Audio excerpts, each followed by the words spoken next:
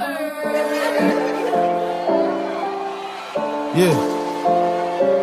they ain't gonna like it.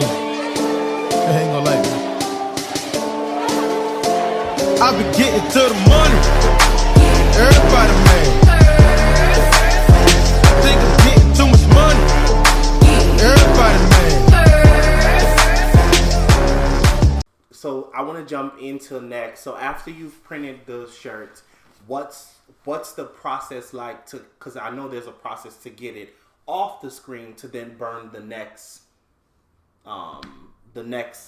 logo or design into the press. Correct. So like if you're done with that order? Yes. So for example, when you have a day where you have like 4 different orders to do, how do you get the design off the screen to then put the next design on the screen? So what I try not to overdo myself. So being that I work from home, my screen printing press only allows 4 screens at a time. Oh, you have a 4 screen. And so, so what happens is, this is silly. That's fancy. So what happens is, depending on how many colors is in each design, I would either have to wait until I finish one design and have to actually clear the screen off completely. So for instance, when I did the screens for Slutty Vegan, they have 2 colors in their logo. Mm-hmm. We had a black shirt with the red and white print. I had to create a screen for the red. I had to create a screen for the white. And I think I had an order after that required 2 colors too. So what I would do is kind of prepare the screen for the next order and just have it ready, or maybe let it dry while I'm working on the other ones and kind of go from there. But if it's kind of past that 4, I just have to wait to the next order and try to clean them off all at the same time. Okay. All right. So that definitely covers the process of how that works. So now that we've dived into a lot of what Ivan does in the business of Inked Up Designs, I want to talk about some of the brands that you've created as your own creator, instead of, because I know you create brands or help other people create their brandings in their t-shirts from the designs that you create for them or the ones they send to you. But now I want to talk about your own branded content, like my favorite t-shirts that you have, and the one that you have on now, the Black Period, that was the February shirt that was really dope. So I want you to talk about those. How did those come about? Why did you decide to not only make other people's shirts, but make your own shirts? So in February of, actually not even February, in 2017, by that time I was kind of printing shirts for at least about 2 years at that point, maybe like a year and a half, because I started printing like at the end of 2015, so that really wasn't even a full year.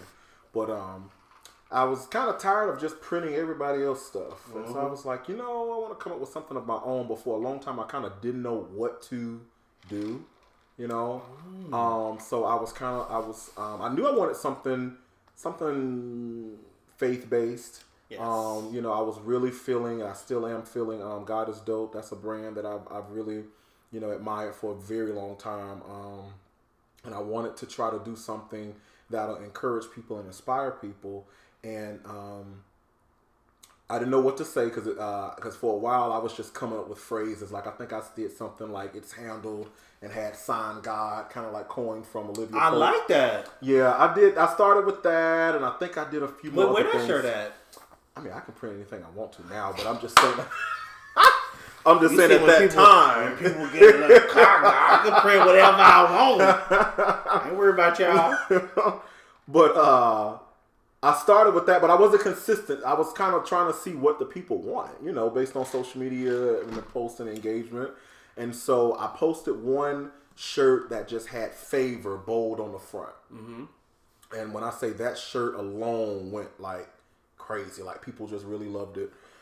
And I started doing different patterns. And so I did my famous gold leopard print "favor," which is bold. You actually have that one. I do have that one. And that one was the one I was really scared about because I was just like, too bold. I don't think people would rock this. Why? Because it's too bold? It was too extra, but I liked it. But I feel like I'm extra at times, but at the same time, I didn't know how that one would be perceived. And I'm always extra. That's why that's the one I have.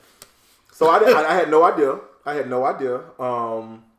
But I did that and it went off. But I think where I messed up was I had too many options, too many color options. And that makes it more difficult for you to constantly pump them out along with the orders that come in. Right. Okay. Yes. Because I had. You know, sometimes I don't want to cut you off, but I know sometimes when you guys see your favorite creators create T-shirts, right? And a lot of times you see that they only do white and black, and a lot of times you don't understand like why. But sitting next to someone who's printing shirts, I can imagine having to print yellow, blue, white, orange, gray. That's a lot of work. Yeah, it was. And see, at that time, I was only doing vinyl and heat press. So, like, I would print it out on my vinyl cutter and just heat press it. So, it took a lot of time. But, I mean, I had access to so many colors that I wanted to satisfy everybody. I said, let me do some colors in people's school colors. Let's do some fraternity and sorority colors. It still said favor, but it was going to be in whatever colors for whomever, you know. So, I mean, what I learned from that was, you know, people love the brand, but you kind of gave everybody too much at one time. And so I always tell people now, drop it off in doses. Yeah, I tell people now, like, what color, you know, and I try to sway away from the black and white, because some people may want to start with red and white. You know what I mean? Even Not if you know, I would say keep it to maybe 2 colors. And it's for any entrepreneur, any person who wants to start a brand or a T-shirt brand. I would say try to keep it to a 2-color max when you're starting out. Because what'll happen is someone, and Sherrod with God is Dope talked about this. He was pretty much saying that, you know, what'll happen is when people really like the brand and they see it in those 2 colors, when you do pop out a third one, they're going to say, oh, wow, like, I like this third one. Let me get that one because I already got the other 2, you know. So that's kind of the concept I've kind of tapped into now. I've grown so much with that. I've kind of changed the I've my favorite shirts, and it was funny.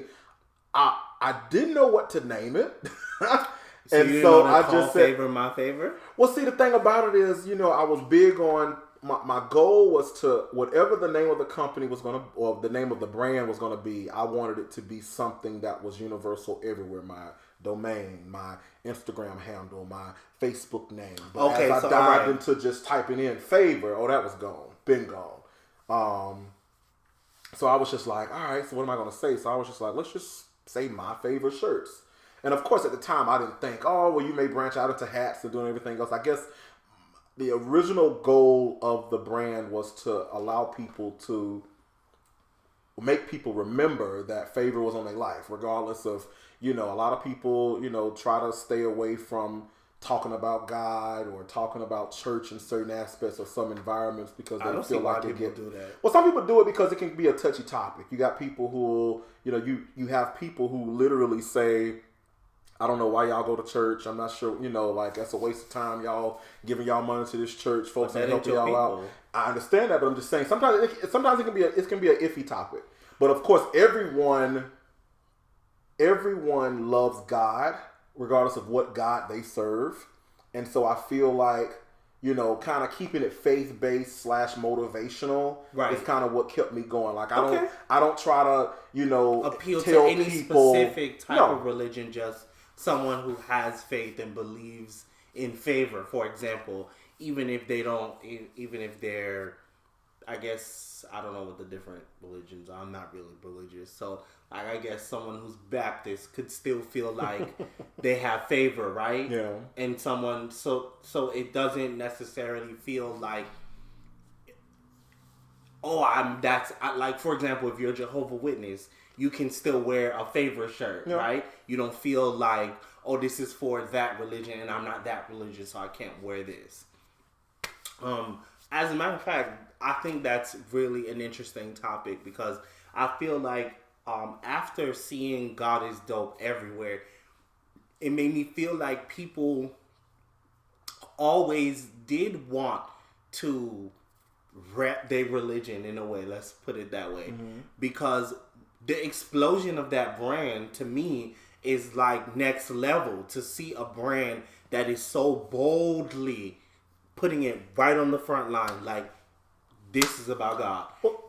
So it lets you know that people really do always wanted that. But I think a lot of it had to do, and we definitely want to put a lot of emphasis on God is Dope. Shout out to Sherrod over in the God is Dope team. But I know a lot of, and he talks about this, a lot of his his blow up was that it was controversial because it's like you don't use God and dope in the same sentence, So it's kind of like that's kind of one thing, and I picked up on that quickly, which is what led to my creating the Saved AF shirt.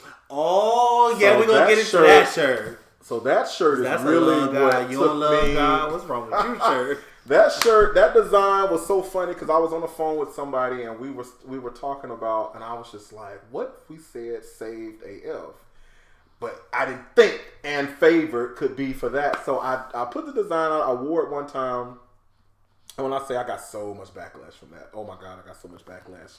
But at the same time, a lot of people were for changing the mindset of what we have taken 2 letters to become and made it seem. At the end of the day, because AF could stand for anything. Mm-hmm. I will say, I think the media, social media, and just people in general have coined it to mean one thing the most. So that's just what we collectively associated with. But at the same time, it's one, it was just a design. It was just a shirt. But, I received so much backlash from it. A lot of people were against me and people who didn't even know me. It was crazy. But, I mean, when you have something that's controversial, that's what sells. Mm-hmm. And I think, I actually have that shirt back on the line as well. I'm on the website right now. But, Did you take it off for a little while? I took it off for a while because I was tired of the backlash and I wasn't ready for that. I was trying to sell some shirts and inspire people. That was my whole goal. I'm just trying my to goal make was my not money around here. Huh? I'm trying to make my little money around here. What's wrong with you people? You're so silly. That was my goal initially, just to inspire and change the mindset of people so that they won't think, AF has to be one thing. And, you have no, it's a mindset thing. It is. It's a mindset thing. Mm-hmm. Not only did you put Saved AF, but underneath it said what it stood for. So I was confused. Like, I understand the connotation, but like people words mean thing, and it says what the word means. So I was just very, perplexed. But I get it. I'm not in that world. People are very, whatever. That's the feeling of that. But so you removed it from the line, which I actually did not know you removed from the line. So you removed it from the line, and then talk about what was your next design after that, because I think this one was the next design, or there was one in between. So I pretty much redid Favor so that it looks more like a boxed logo right now, more like a bubble logo. Mm-hmm. And so I redid that, and that was only a little bit of portion of rebranding that I kind of wanted to do. And so that's the signature Favor look that I wanted to go for. And so what I've been doing since then was, because the goal of the brand is to, every design, every shirt will have something regarding favor or motivation. Because that's ultimately what my original purpose was. That still is my goal.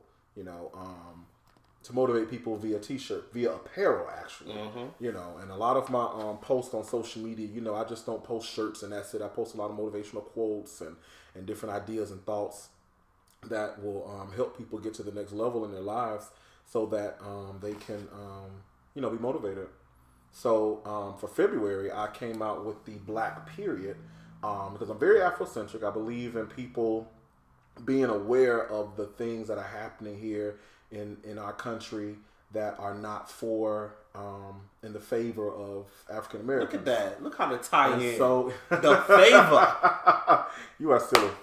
So, that was a part of just my February Black History Month collection, but that was a big hit as well. A lot of people it resonated. Enjoyed it. Yeah, so of course that didn't have favor in there. I put it at the bottom just for knowledge of the brand, but at the same time, wanted to just bring people aware of what's happening. Because my point of doing that was that, hey, I support Black businesses. Period. Mm-hmm. I support everything Black. Period. Like we can't run from. There's so many people out here who who say I don't support Black businesses because of one situation. You know, I always say there are no excuses for black business owners. Nope. There are no excuses for black business owners, but at the same time, I will say we are at a disadvantage. One, sometimes because of lack of capital. And when we don't have that funding to do those things, it's kind of like we get the end of the stick. And it's like sometimes the customer will catch us in a moment that we don't want them to see, but because everything's so natural, it just happens. You know, I always give because I have a few suppliers where I use different black businesses too for other things. And so a lot of the times, you know, they may mess up and do something. So because I'm a business owner myself, I was putting to the side, like, okay, what's going on? What's up? How can we fix this? What can I do to help you so we can fix this so that nobody else who's not a business owner, who, you know, because you got a lot of people out there who are African Americans who just say, forget black businesses. I'm not supporting them. I'm going to take my behind to Linux and only shop there. We're not doing anything low, you know, catered to us or at least supplied by us. Yeah, I don't understand that though. Well, I mean, a lot of it was because of experiences. You know, there are some. Because how many times have you been to a big box retailer that has treated you wrong, but you continue to go back there? You give them other chances, but it seems like as black businesses, we only got one chance. It's like we're only given one chance. And you mess up that one, you fuck up that one time. And the customer's like, bah, peace out. But if big box over there in the corner says they treated you wrong or made you feel like they were overly harassing you, yeah, you might make a whole big fuss about it. But next week when you need your groceries, guess where you at that same place. But if I do it and I own a grocery store, you ain't never coming back to my grocery store. And this is why I don't shop at black businesses and blah, blah, blah. And I'll just be like, I'm confused. If they get another chance, why don't we get another chance? That's a good point. You know, sometimes I always say the chains have a huge advantage because I can go to this Kroger on Monroe and have a bad experience, but I can go to the Kroger over on North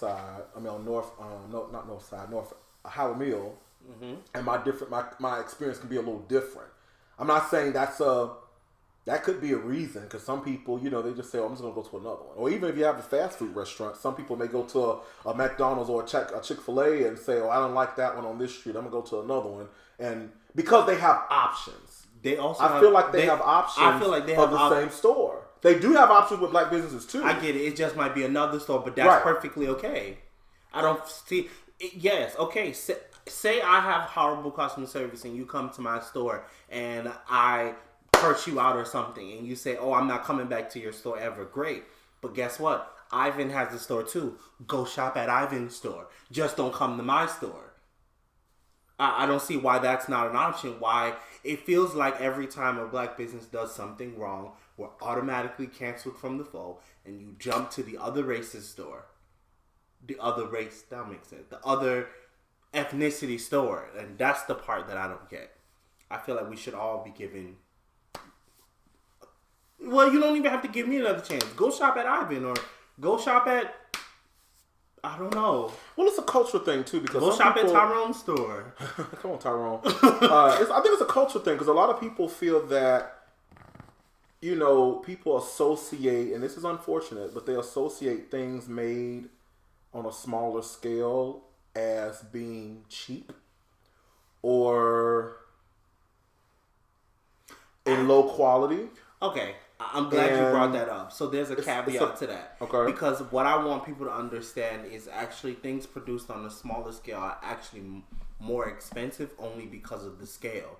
Right. Technically, the thing you buy in a big box retailer is actually cheaper because it's produced on the cheaper scale. So more than likely, if a business produces something, more than likely, if it's, let's go to food, your ingredients are probably going to be better quality because they're buying in smaller quantity. So they aren't buying 1,000 pounds of processed flour. They only have enough money to pay for 10 pounds of organic flour, for example. So if you ask me, buying something that's made in smaller quantity is probably going to be made with more love, better ingredients, and better for you. So why don't we go that route? Why is the, you know what I mean? The concept considered that anything produced big is, I mean, But that's small. not how consumers think.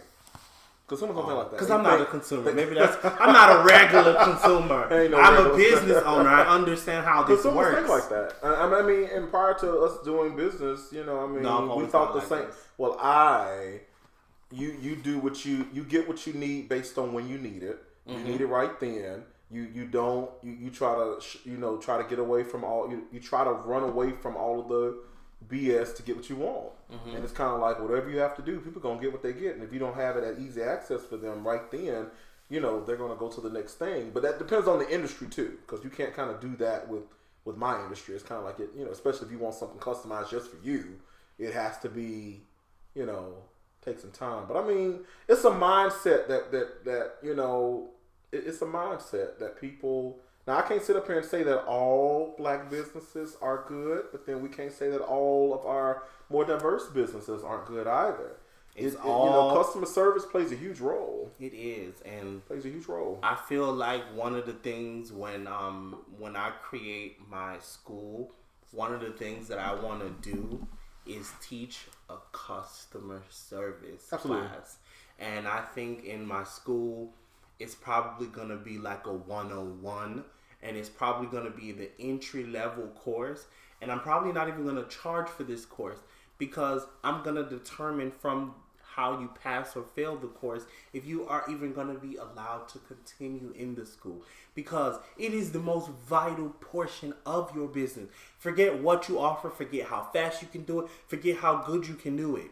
People will not shop with you if you are rude. I agree. People will not shop at your business if the employees you hire are rude. I don't even know how to say that loud enough. Like, customer service. It's a skill. It's a big deal. That so many people do not possess, but so many people are in that customer service position. Right. And I, for the life of me, do not understand that. So I definitely want to talk like more about that when I get to that point where I'm gonna open the school. It's a digital school, not an actual school, guys. Gotcha. Definitely, I want to. I'm like, Kirk will be in the classroom in front of the board with his suit on. And we can't wear shorts to the schoolhouse. Yes, we can. Can't wear shorts to the schoolhouse. You can when your name's on the front of the school. I don't play those games. But so I've been thinking about that. So now